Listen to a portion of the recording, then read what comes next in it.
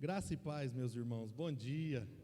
Louvado seja Deus, porque nós estamos aqui, estamos na casa do nosso Pai, em adoração e celebração ao nosso Deus, e temos o rico e imenso privilégio de irmos à palavra dele agora, neste momento, e nós vamos continuando hoje como o segundo sermão da nossa série sobre a família, os desafios que enfrentamos e o evangelho que nos sustenta. E hoje nós vamos falar sobre algo que nós não temos na nossa vida. Hoje nós falaremos sobre a incredulidade. E quando nós falamos de incredulidade, logo vem à nossa mente pessoas que não creem e se fecham para Deus e para os feitos de Deus ao longo da história e ao longo da existência humana. E obviamente que muitos dos desafios que nós enfrentamos, que a fé cristã enfrenta diante da incredulidade, são de fato com segmentos que se fecham para Deus, que se fecham para o Senhor. Por exemplo, o ateísmo, que é o pensamento da não existência de Deus, eles negam a existência de Deus. Outro pensamento que a fé cristã tem diante dela como um desafio é o existencialismo, o pensamento que afirma que o ser humano e o mundo todo à nossa volta não tem um propósito definido, não tem um objetivo definido.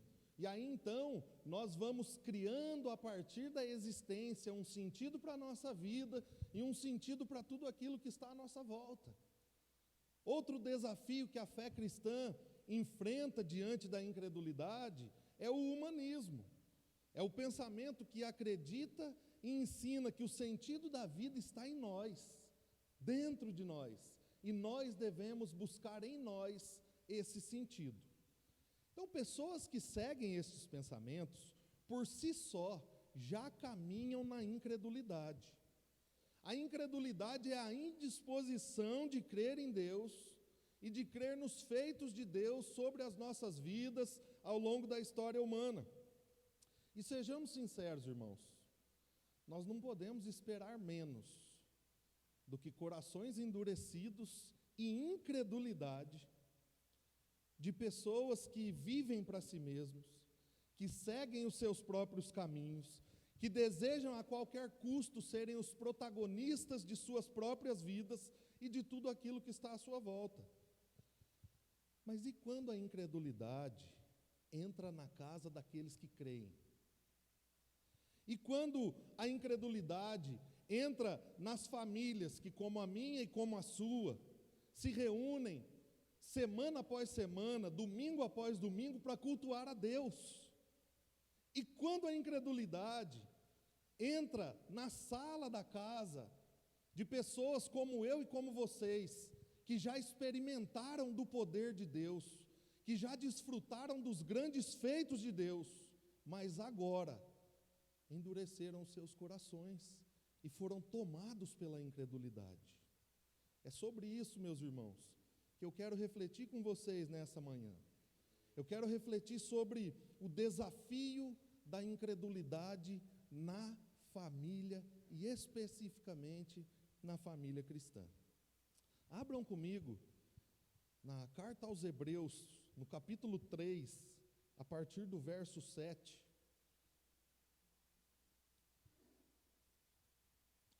Hebreus capítulo 3, a partir do verso 7, e ouça com fé a palavra de Deus,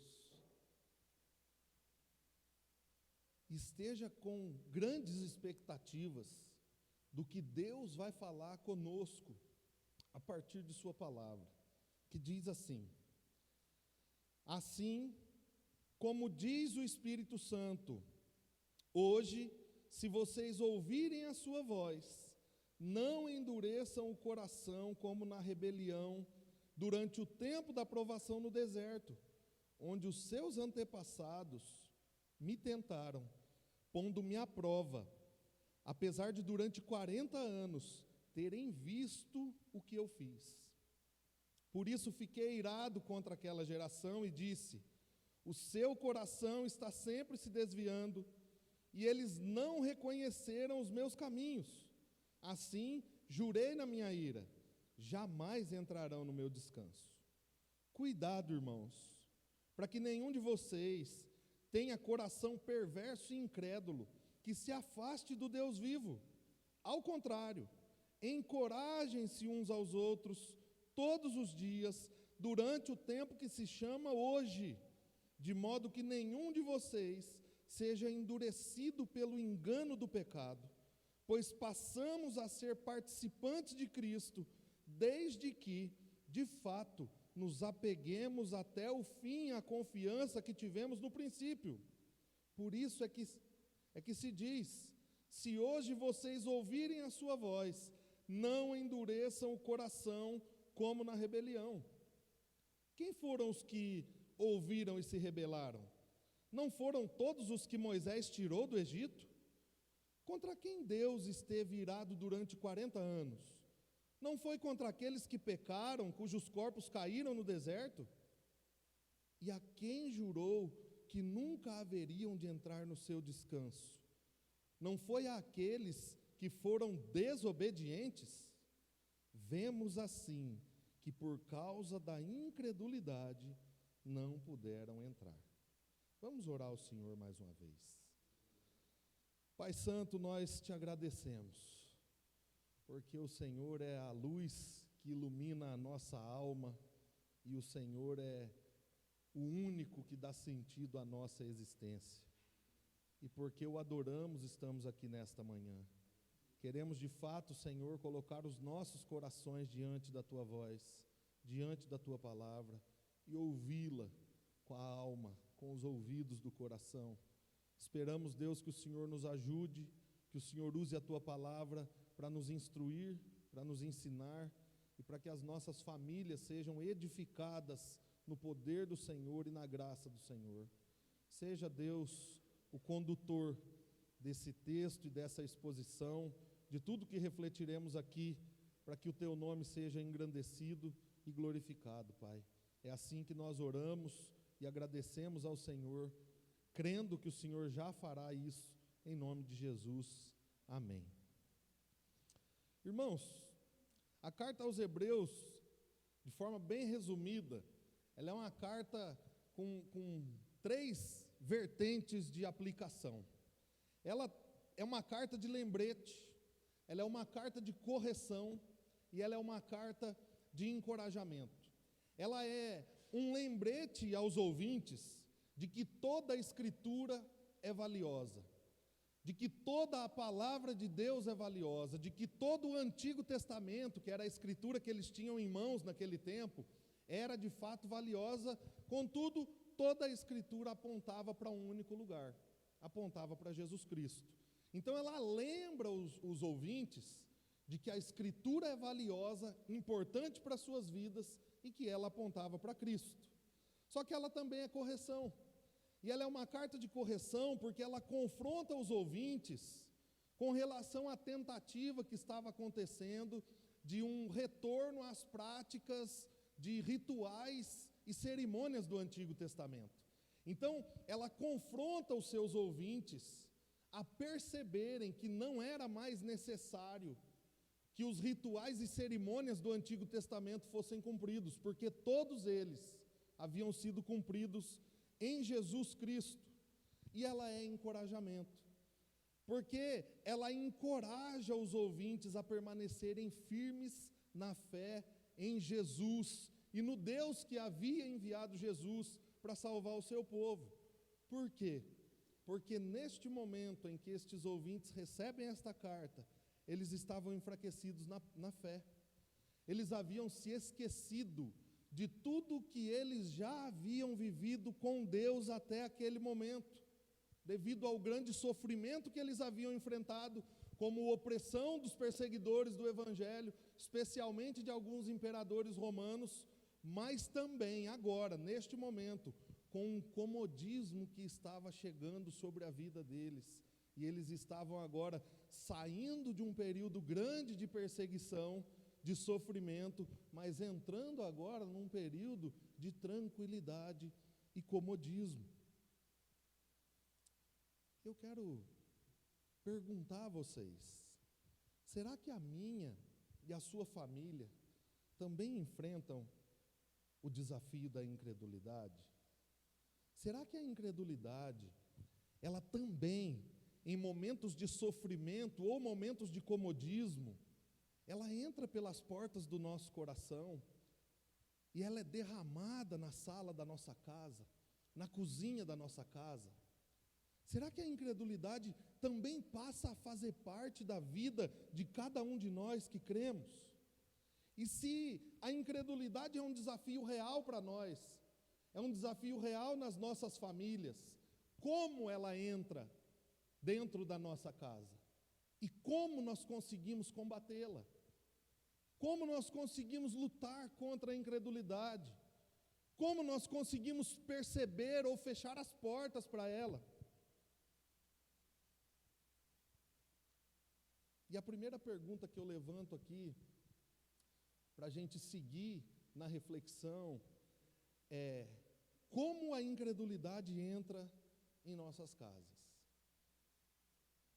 E a resposta, que o texto nos dá, é que a incredulidade entra em nossas casas quando nós fechamos o coração para a palavra de Deus e fechamos os olhos para os feitos de Deus sobre as nossas famílias. Irmãos, a incredulidade, ela é o oposto da fé. E a Bíblia diz que a fé vem por se ouvir a mensagem, e a mensagem é ouvida pela palavra de Cristo, Romanos 10:17. Sendo assim, quando nos falta confiança na palavra de Deus, automaticamente nós estamos recebendo doses de incredulidade diária em nossos corações. Nós não recebemos uma enxurrada de incredulidade. A incredulidade, ela entra na nossa vida como um medicamento natural, fitoterápico, que nós temos que tomar dia após dia, gota após gota. Mas ela entra na nossa casa e ela entra nos nossos corações quando a palavra de Deus nos falta. E é essa a advertência primária que o autor faz aqui no texto, nos versículos 7 e 8, que dizem assim: assim como diz o Espírito Santo, hoje, se vocês ouvirem a sua voz, não endureçam o coração como na rebelião durante o tempo da provação no deserto.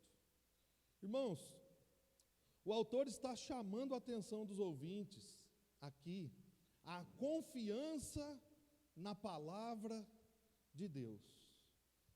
Imaginem um pastor, porque esse é o tom da carta aos Hebreus, uma carta pastoral, falando para o seu rebanho, para os seus ouvintes, sobre confiança na palavra de Deus. É isso que o autor faz. Ele chama aqueles ouvintes a confiarem na palavra de Deus, mas não a confiarem na palavra de Deus de forma superficial, a confiarem na palavra de Deus hoje. Se hoje vocês ouvirem a sua voz. Sabe o que eu acho interessante? Que aqui é uma citação de um salmo de Davi, do salmo de número 95, versículo 7. Davi diz essas mesmas palavras: se hoje ouvirem a sua voz, não endureçam o coração de vocês. Só que o autor aos Hebreus, ele não vai dizer aos seus ouvintes, às suas ovelhas, à sua igreja, como disse Davi. Ele não vai dizer como Davi falou lá no livro de Salmos. O que é que ele diz? Como diz o Espírito Santo. Não é como Davi disse, não é como estava escrito, é como diz. O tempo é presente, o tempo é hoje. Deus fala hoje por meio de sua palavra, como diz o Espírito Santo. Então a voz que fala aos Hebreus não é a voz de Davi, É a voz do próprio Deus. Não é uma voz que falou, é uma voz que fala e está falando hoje. O tempo havia passado para os nossos irmãos hebreus aqui. Os hebreus continuaram se reunindo. Eles continuaram indo aos cultos, cultuando a Deus. Eles continuaram se ajuntando para ouvir e aprender a palavra de Deus. Só que eles ouviam com os ouvidos, porque os seus corações haviam se fechado para a confiança na palavra de Deus. Os seus corações estavam fechados para crer confiantemente na palavra de Deus. Eles não confiavam mais nela. Eles não a tinham mais como primazia de suas vidas. Eles não a ouviam e a seguiam de forma obediente mais. E na prática, eles estavam deixando de tê-la como a voz de Deus. Por isso, a confiança dos nossos irmãos hebreus aqui estava sendo minada dia após dia, dia após dia. E dessa forma, os seus corações estavam recebendo gotas de incredulidade diária. Seus corações estavam abertos para receber doses de incredulidade diária. É sobre isso que o autor está advertindo aqui os hebreus. É como se ele dissesse aqui: a palavra que vocês estão ouvindo hoje não é a voz dos homens, não é a voz de Davi, é a voz do Espírito, é a voz de Deus. É como se ele estivesse dizendo aos nossos irmãos hebreus: a palavra que vocês estão ouvindo hoje, ela não foi útil somente para Davi, quando ele escreveu os Salmos. Ela é útil para mim e para vocês hoje. Por isso, se hoje vocês ouvirem a sua voz, não endureçam o coração de vocês, como o povo endureceu o coração diante da provação no deserto. Meus irmãos, a incredulidade entra em nossas famílias quando nós fechamos o nosso coração para a palavra de Deus. Quando nós a ouvimos semana após semana, quando nós falamos dela ao longo da semana, mas quando nós deixamos de confiar que ela é suficiente para sustentar a nossa vida, para sustentar e corrigir a nossa casa, para alicerçar a nossa família e para nos conduzir no caminho. Só que a incredulidade entra dentro das salas das nossas casas também, quando nós fechamos os olhos para os feitos de Deus sobre a nossa família. O texto continua dizendo agora no versículo 9. Quando foi essa provação no deserto? O texto diz: onde os seus antepassados me tentaram, apesar de durante 40 anos terem visto o que eu fiz. Eles viram o que Deus fez durante 40 anos, irmãos. Deus havia tirado o povo do Egito. Eles passaram diante de um mar vermelho, impossível de passar, impossível de passar. Eles passaram por chão firme, atravessaram o mar vermelho. Não tinha fast food no deserto. Deus mandou comida do céu. Não tinha a mina de água que nós temos na rua aqui no deserto.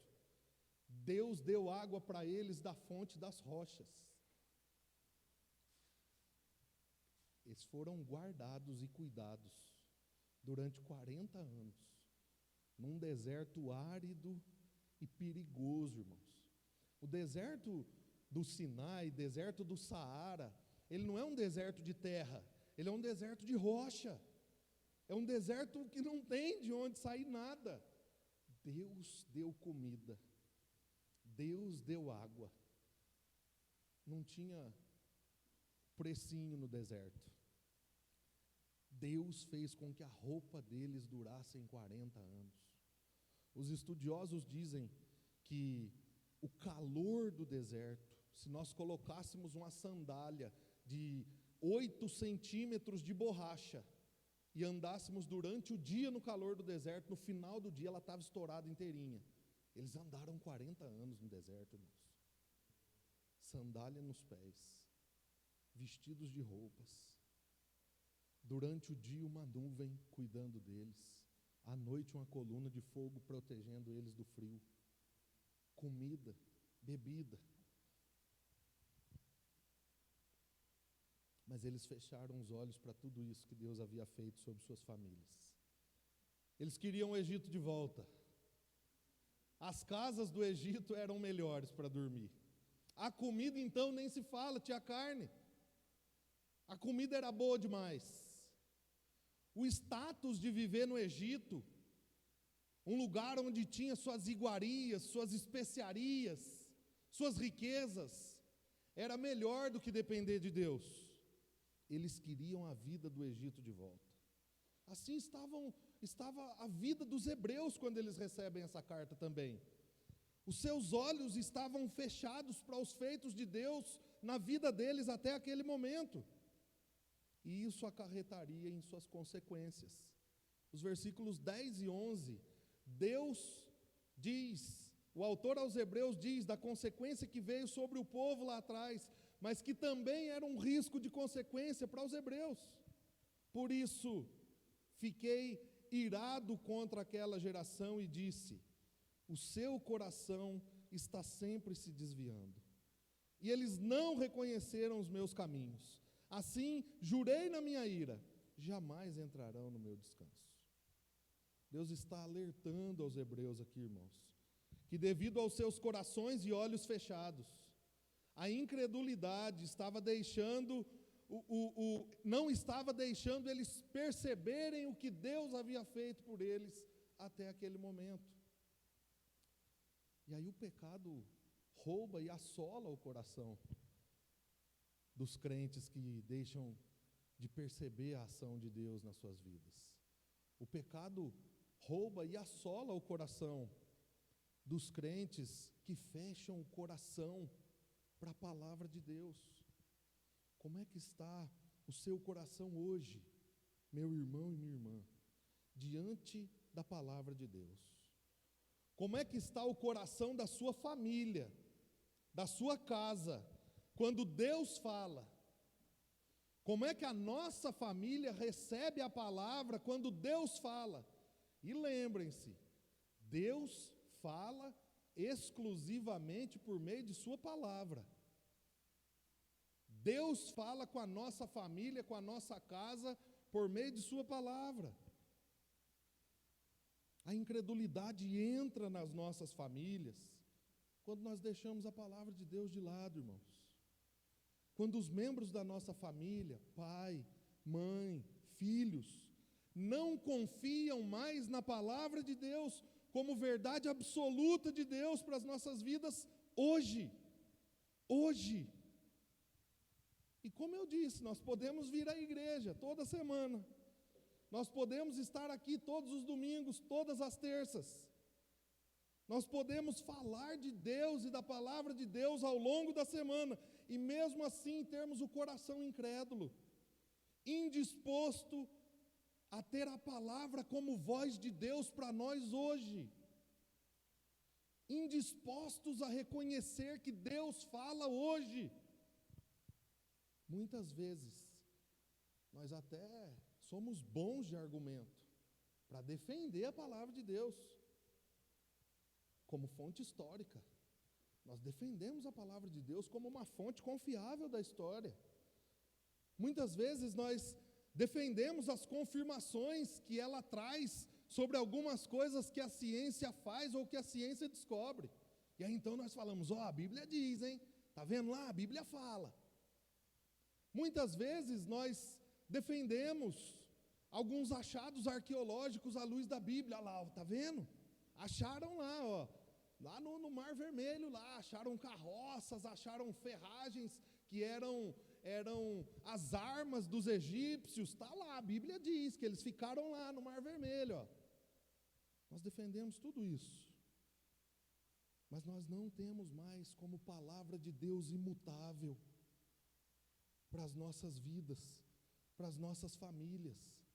Nós não conseguimos mais trazê-la para a nossa vida como verdade, como real, como que o que ela diz é a regra para o seu povo, é o padrão para o seu povo, é o que Deus espera do seu povo.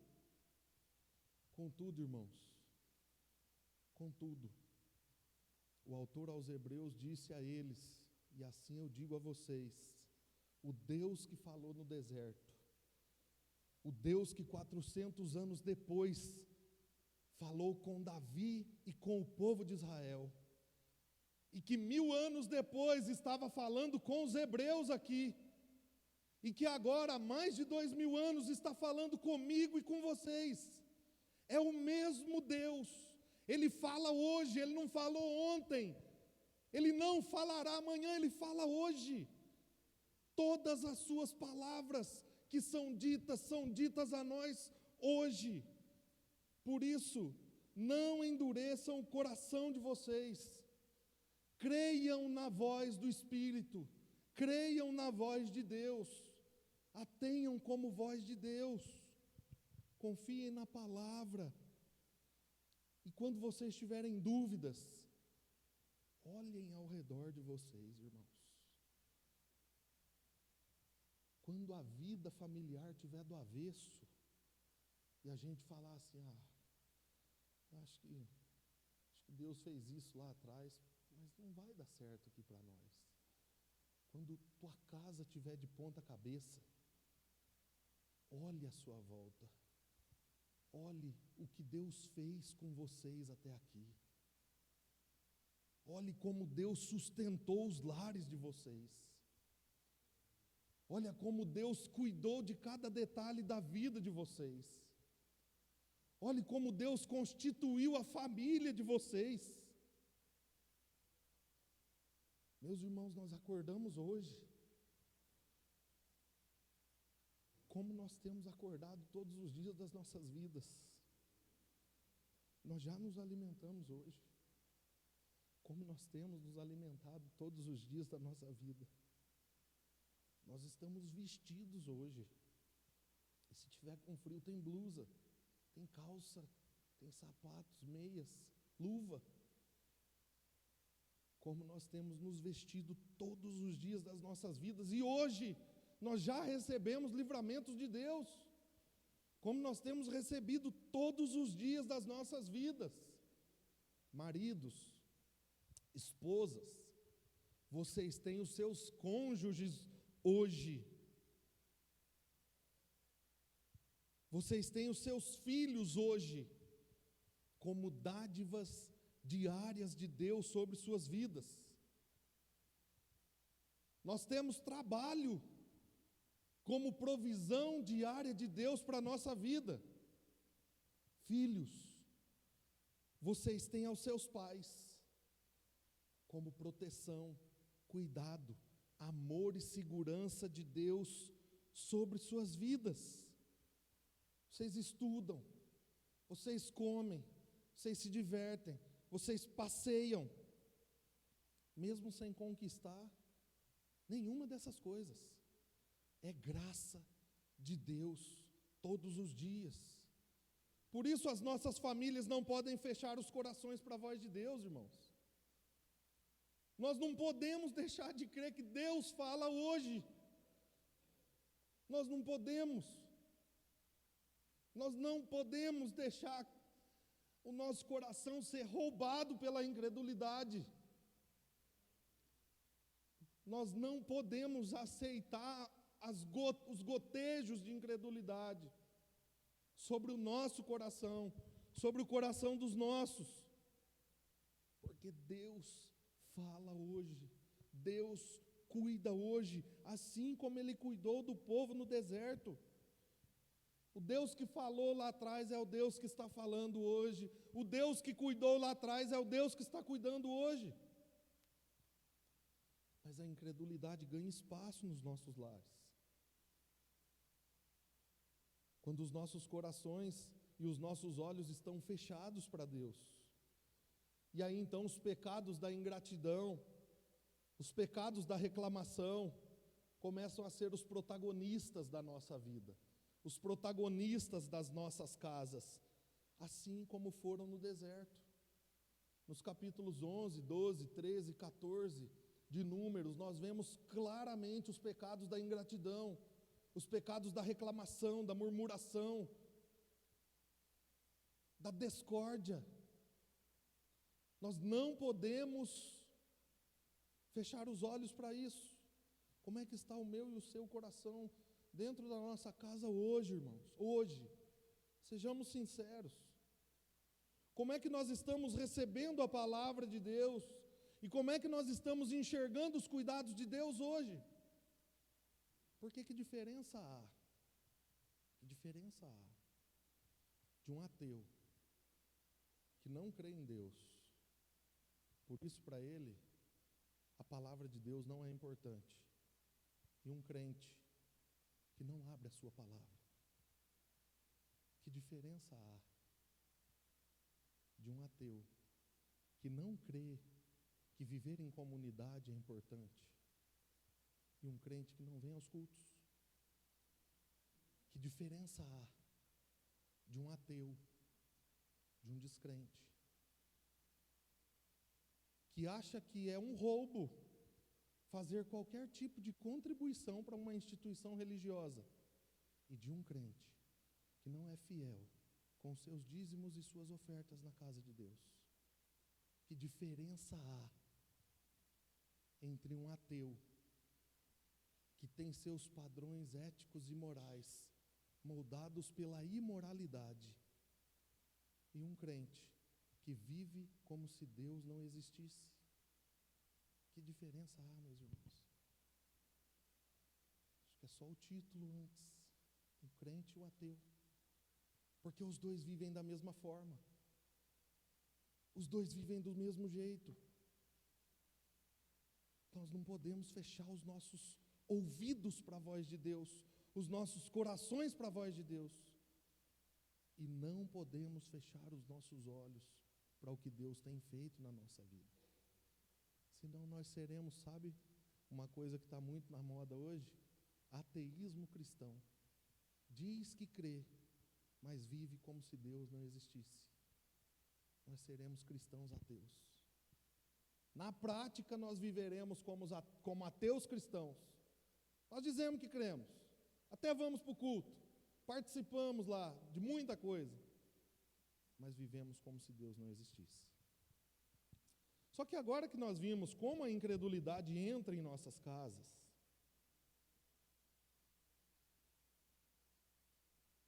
como combater a incredulidade na família? Como combater a incredulidade na família? O texto nos diz que o combate à incredulidade vem pelo encorajamento mútuo no lar e na igreja, por a permanecermos firmes e confiantes na fé em Cristo e na palavra. O autor da carta agora, no segundo bloco, ele vai fazer algumas aplicações para os ouvintes, que vão ser como um remédio que vai ajudar contra o vírus da incredulidade. Ele vai ajudar a combater a incredulidade nessas aplicações aos ouvintes.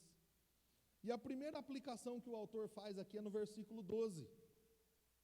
Então ele disse a condição, a situação, e agora no versículo 12 ele faz a aplicação.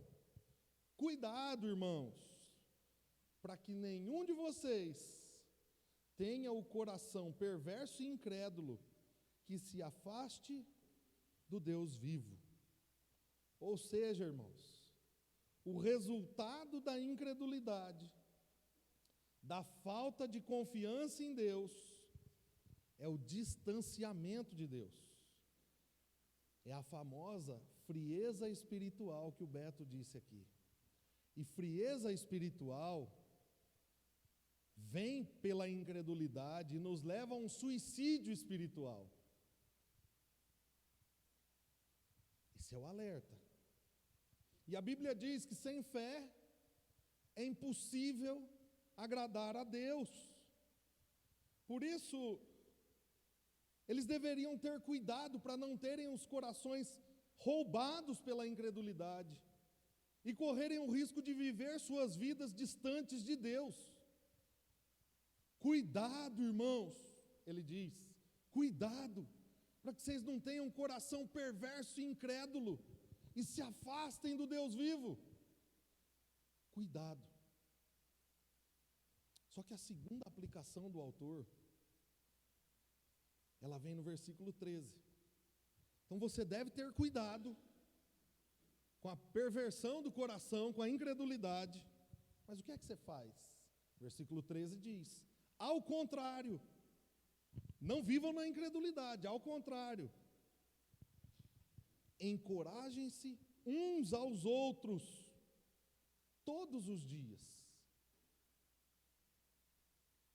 durante o tempo que se chama hoje, de modo que nenhum de vocês seja endurecido pelo engano do pecado. Como se o autor estivesse dizendo: olha, cultivem a fé no coração de vocês diariamente. Diariamente já dá um alerta para nós. Não é só no domingo no culto, é diariamente. Aí dá 2 alertas. Não depende só do pastor, depende de nós, depende daqueles da nossa casa. Encorajamento mútuo uns aos outros, diariamente, de segunda a sexta e sábado em casa e de domingo na igreja. Nós somos encorajados diariamente. Então, cultivem a fé de vocês diariamente. Cultivem pelo encorajamento diário no lar. Nos lembretes do que Deus tem feito sobre suas vidas até aqui. Olhem, contemplem o que Deus faz. Isso cultiva a nossa fé. Lembre-se, quando nós estivermos muito arrogantes, muito duros, lembre-se de onde Deus te tirou. Olhe para trás, onde você estava sem Deus, naquele dia que Ele te encontrou, naquele lugar. Como Ele foi ao teu coração. Lembre-se da vida que você vivia.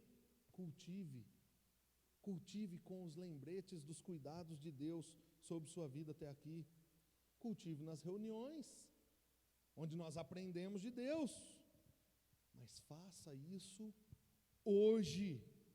E faça isso sempre. Esse é o alerta. Faça hoje e faça sempre. No dia em que se chama hoje. E faça diariamente.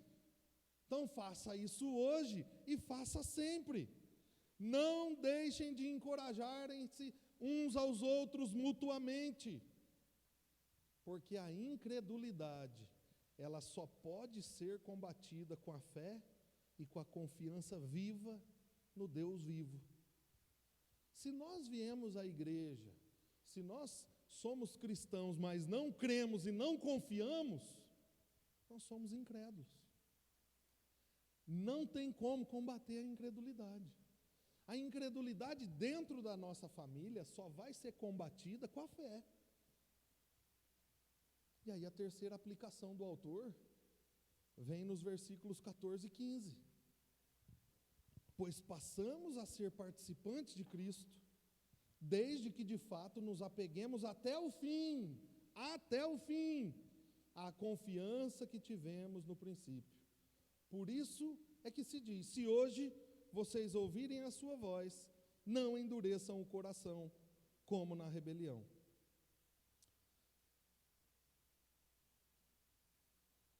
Ele fez 2 aplicações. Não caiam na incredulidade, na perversidade do coração de vocês para não se afastarem do Deus vivo.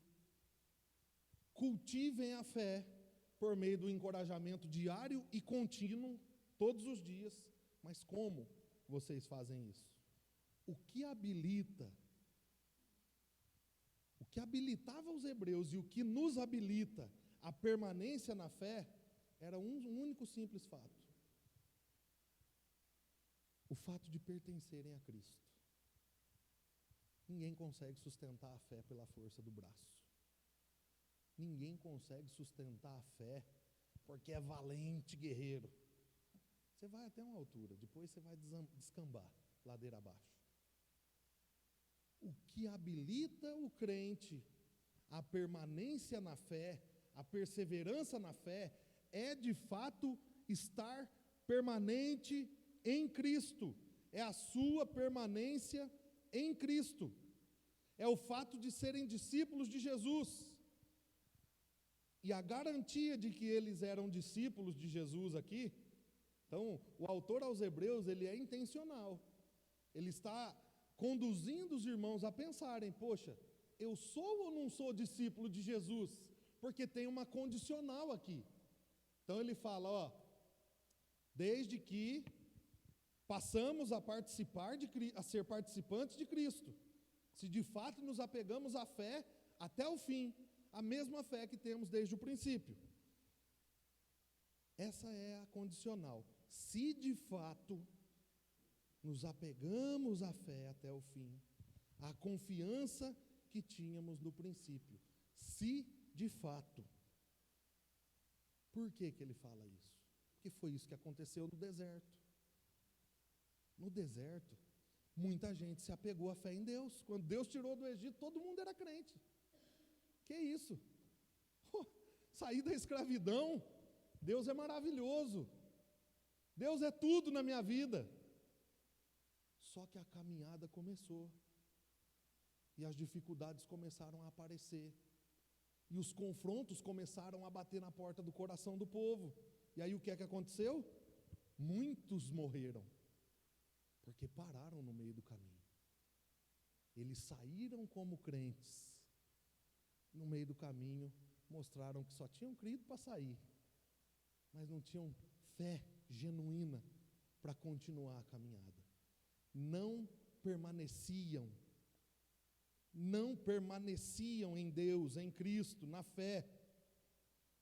Mas o verdadeiro Israel, o verdadeiro povo de Deus, o remanescente do povo de Deus, que confiava em Deus, permaneceu firme e foi até o fim. Meu irmão e minha irmã, isso significa que a incredulidade é combatida dentro da minha e da sua casa, dentro da minha e da sua família. Se de fato nós cultivarmos a confiança em Deus em nossos corações e no coração dos nossos. É o cultivo permanente. É como um jogador de futebol profissional. Jogador de futebol profissional, ele pode gostar de muita coisa, só que ele ama jogar futebol, e ele faz isso todo dia. É como um cafeicultor, ele ama outros tipos de empreendimento, mas ele está na roça todo dia, ele está lá cultivando. É como um menino que eu vi agora no Instagram, que fala de curral, de vaca, tanto que ele ama o curral, as vacas, ele cresceu ali, e aí o cara entrevista ele e pergunta, fala, mas você não gosta de café? Ele falou, não, eu vou porque o pai mexe com café e o pai gosta de café. Ele falou, mas o meu prazer é acordar 3 horas da manhã, fazer o meu café e chegar aqui no curral e escutar o primeiro berrado da vaca. Ele ama. E ele pratica e faz todos os dias. O cristão que ama Jesus, que foi alcançado por Deus, pela graça de Deus, ele vai gostar de um monte de coisas, mas ele ama estar com Deus, e ele quer estar com Deus todos os dias.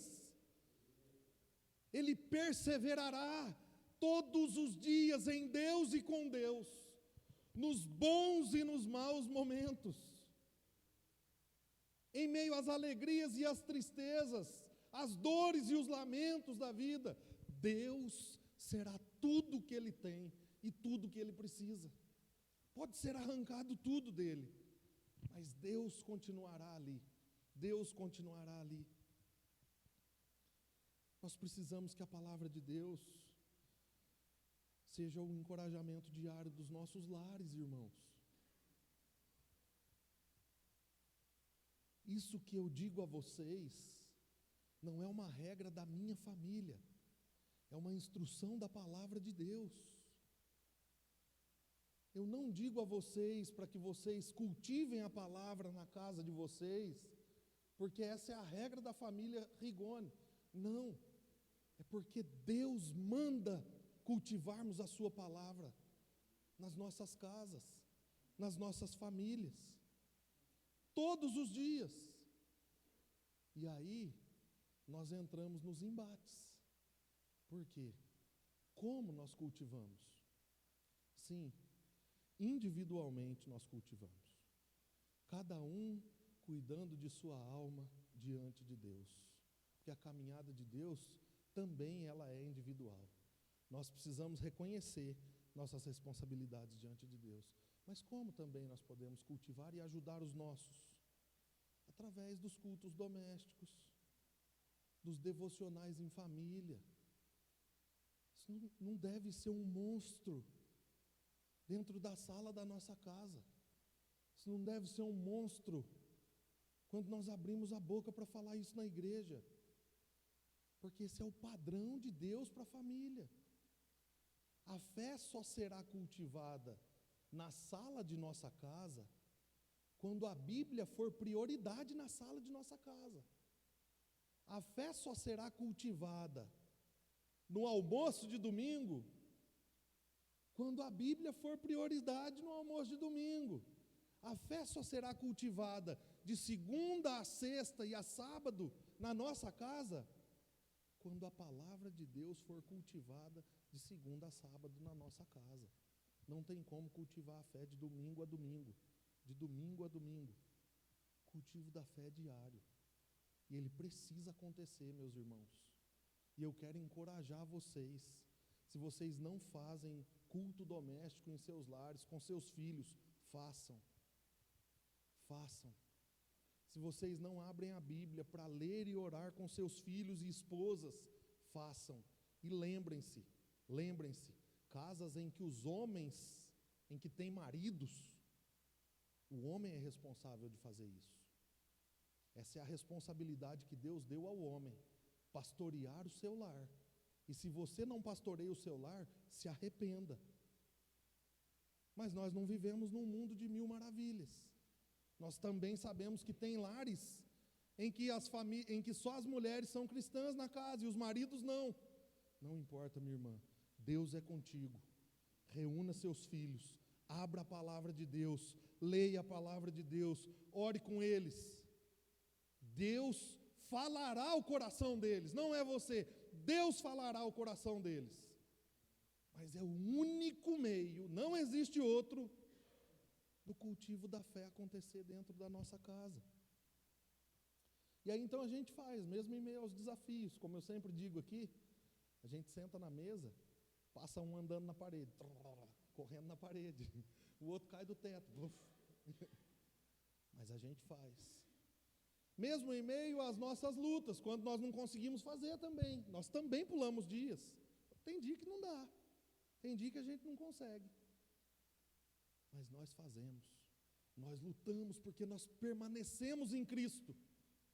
Isso é permanência, é a perseverança diária, é a perseverança contínua, é a perseverança porque somos participantes de Cristo, porque fomos salvos, alcançados pela graça do bondoso amor de Deus, porque Ele nos salvou da condenação do pecado, e agora Ele nos ajuda a sempre retornarmos à fé, e a sempre levarmos a fé para dentro da nossa casa. Sabe por quê? Isso é perseverar. Isso não é incredulidade. Mas o abandono total da fé e da confiança em Deus e em sua palavra dentro da nossa casa é o sintoma que mostra que não há participação com Cristo. Então, se você não se importa, não se importa, não é cobrado pelo Espírito. Se você ouve um sermão como esse, não é incomodado. Esse é o maior sintoma de que você não é participante com Cristo. Porque foi isso que aconteceu no deserto. Deus separou o Israel dele, que continuaria, que permaneceria, e os incrédulos ficaram, caíram e morreram no deserto. Não deixe a palavra de Deus ausente dos seus lares. Ninguém perde a bênção da participação com Cristo. Ninguém perde a salvação. O homem nasce condenado. Recebemos salvação de Deus pela graça. E quando a recebemos de verdade, ninguém perde. Entendeu? Ninguém perde a salvação. Mas o caminho revela se nós somos participantes com Cristo ou não. Foi o que aconteceu no deserto. Todo mundo saiu, todo mundo crente em Deus. Em determinado momento morreu mais da metade, porque eram incrédulos, porque não criam em Deus, porque foram desobedientes, corações endurecidos. O caminho revela se somos participantes de Cristo ou não.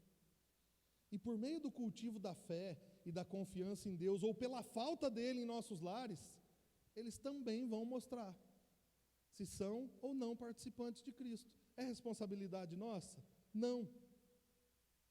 Fazer com que eles sejam participantes de Cristo ou não, não é responsabilidade nossa. Mas encorajar o cultivo da fé em casa é responsabilidade nossa. Por isso, pais e filhos, cultivem a fé de vocês e a confiança em Deus em seus lares. Busquem juntos, se reúnam, orem, leiam a palavra, confessem seus pecados, venham aos cultos juntos. E seja como for, não deixem de cultivar a fé no lar. Porque é só assim, não tem outro jeito, que a incredulidade será combatida dentro da minha e da sua família. É só assim que a incredulidade vai perder a força e vai ter que sair dentro da nossa casa. Só assim. Mas por fim, meus irmãos, o texto agora faz um chamado para algumas reflexões. O texto nos convida a fazer uma reflexão da nossa vida, e especificamente, como eu estou dizendo aqui, da nossa família, em comparação com o que já havia acontecido na história do povo de Israel. O texto diz aqui, no verso 16, quem foram os que ouviram e se rebelaram? É uma pergunta, e a resposta é com outra pergunta. Não foram todos os que Moisés tirou do Egito? Então a primeira reflexão que fica aqui para nós, irmãos, nem tudo que começa bem, termina bem. Os que haviam começado bem, crendo em Deus, sendo tirados do Egito, sendo libertos por Deus da escravidão, foram os mesmos que endureceram seus corações e terminaram na rebelião da incredulidade. Começar bem não significa terminar bem. Para terminar bem tem que cultivar. Se não cultivar, vai morrer. É como plantar uma árvore. Plantamos uma árvore, que coisa linda. Nossa, está bonita demais. Está bonita. 1 mês regando, 2, 3, 4, 5 meses regando, linda, enraizada. Comecei a esquecer de regar. Comecei a regar 2, 3 vezes no dia, na semana. Depois comecei a regar uma vez só na semana. Depois uma vez ao mês. Depois esqueci. Quando eu passava e via, tá morrendo, eu coloco um pouquinho de água lá. Depois do nada, um dia eu passei e falei, nossa, aqui eu já plantei uma árvore, porque ela morreu. Nem tudo que começa bem, termina bem. E nós precisamos pensar nisso. Nós precisamos lembrar disso. Só que o texto continua. O verso 17 ainda continua nos convidando a mais uma reflexão. Contra quem Deus esteve irado durante 40 anos? Mais uma pergunta, e mais uma pergunta para responder. Não foi contra aqueles que pecaram, cujos corpos caíram no deserto? A segunda reflexão que fica aqui para nós é que a incredulidade traz consequências imediatas.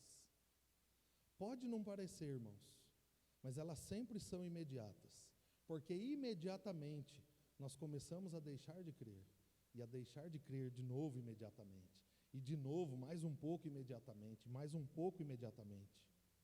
Aqui, os que se entregaram à incredulidade morreram no deserto como disciplina imediata de Deus sobre o povo. Deus não compactua com pecado nenhum, irmãos, nenhum, inclusive com a incredulidade. Deus não compactua com o pecado da incredulidade, uma vez que Deus nos chama à fé, Deus nos chama à confiança nele. Por isso, incredulidade é rebeldia contra Deus e traz consequências imediatas sobre nós. Traz consequências imediatas sobre nós, sobre a nossa casa, sobre a nossa família. Só que o texto se encerra dizendo agora nos versículos 18 e 19: e a quem jurou que nunca haveriam de entrar no seu descanso? Não foi aqueles que foram desobedientes? Mais uma pergunta. Vemos assim que por causa da incredulidade não puderam entrar. A outra reflexão e última reflexão que fica aqui, que o autor também nos chama a fazer, é que quando não há arrependimento e mudança, a incredulidade não só traz consequências imediatas, como também traz consequências eternas. Aqueles que foram de fato apóstatas, apostasia não é alguém que crê de verdade, que é participante de Cristo e depois deixa de crer. Apostasia é aqueles que estavam no nosso meio, eles estavam no meio de nós, mas eles saíram, porque não eram nossos. É isso que o apóstolo João diz em sua primeira carta. Apostasia é o que este povo aqui fez. Aqueles que nunca tiveram fé genuína em Deus. Aqueles que de fato não entrarão no descanso de Deus. Deus estava falando do descanso pontual, que era Canaã, era a terra prometida, mas a voz de Deus é uma voz profética. Deus estava dizendo do descanso final, dos últimos tempos, nos últimos dias, do descanso eterno.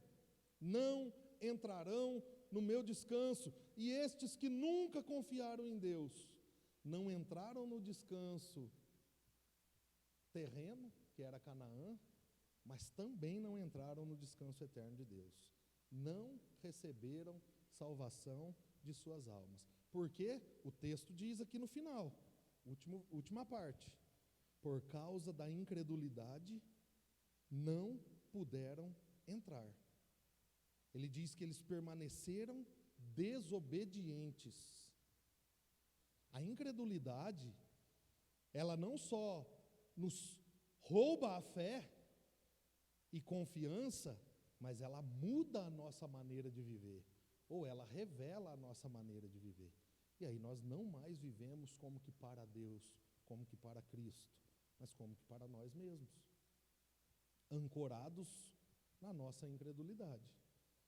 Então estes não permaneceram firmes, eles foram desobedientes, foram incrédulos, não se arrependeram e sofreram consequência momentânea e consequência eterna. Nós precisamos avaliar os nossos corações, irmãos, e nós precisamos avaliar os nossos lares. Como eu disse, é difícil falar de família, porque falar de família não fica só do portão para fora da casa, entra portão adentro e entra portas adentro da nossa casa. Mas nós precisamos avaliar a nossa família. O que aconteceu no passado com Israel, que o autor aos Hebreus traz à tona aqui para os Hebreus, é um lembrete, um alerta para o que está acontecendo hoje e também para o que pode acontecer no futuro. A salvação das nossas famílias, guardem sempre isso, ela não depende de nós, depende de Deus. Salvação pertence ao Senhor, nós só somos salvos pela graça de Deus. Então a salvação da nossa família não depende de nós. Agora, se vamos permanecer incrédulos hoje, se vamos nos arrepender hoje e mudar os nossos caminhos e os caminhos da nossa família, isso sim depende de nós. Se os nossos filhos serão salvos, se os nossos cônjuges que não conhecem a Cristo serão salvos, depende do Senhor. Agora, como eu vivo hoje, e se eu me arrependo da maneira que estou vivendo hoje ou não, isso sim depende de mim e de vocês. Por isso, se ouvirmos a voz do Senhor hoje, não devemos endurecer os nossos corações. Deus está nos chamando como indivíduos e como famílias ao arrependimento hoje, ao abandono da incredulidade, ao cultivo da fé no nosso Deus, o cultivo do nosso coração, o cultivo do coração da nossa casa. Hoje Deus está nos chamando. Como é que nós responderemos hoje, como pais de família? Como é que nós responderemos hoje, como filhos de um lar cristão? Como seguiremos como família diante do desafio da incredulidade? O Evangelho nos chama à fé hoje. Se somos participantes de Cristo, devemos nos arrepender, devemos retornar à fé, devemos retornar à confiança em Deus, a mesma que tínhamos no princípio, no início da nossa caminhada com Deus, a mesma fome, a mesma sede de Deus, a mesma confiança no Deus que fala, no Deus que cuida, no Deus que salva hoje. Se somos participantes de Cristo, essa deve ser a nossa resposta. Mas se você chegou à conclusão de que nunca foi participante de Cristo, você também recebe uma boa notícia hoje. Você está sendo chamado a crer hoje em Jesus, uma única vez e de uma vez por todas, para a salvação e para a vida eterna e para a permanência na fé e confiança em Deus até o fim. Creia em Jesus hoje. Creia que sozinho você não consegue sustentar a sua fé, por causa do pecado. O pecado não permite que sustentemos nossa fé. Se arrependa dos seus pecados e creia que Jesus, o Filho de Deus perfeito, santo, que nunca pecou, morreu naquela cruz para pagar os meus e os seus pecados. E agora, pela confiança nele, eu e você podemos perseverar na fé até o fim. Podemos abandonar a incredulidade. Podemos abraçar a fé com unhas e dentes. Podemos ir até o final da jornada, porque ele garantiu: nunca os deixarei, jamais os abandonarei. Aquele que começou a boa obra em nós, ele sim é fiel de completá-la até o dia de Cristo. Por causa do que Cristo fez por nós, irmãos, os nossos lares podem abandonar a incredulidade, podem abraçar a fé e a confiança em Deus hoje, no Deus que fala hoje por sua palavra, no Deus que tem cuidado de nós hoje e que nos ajudará a permanecermos firmes até o fim. Como é que nós vamos responder ao chamado de Deus à fé hoje? Vamos orar?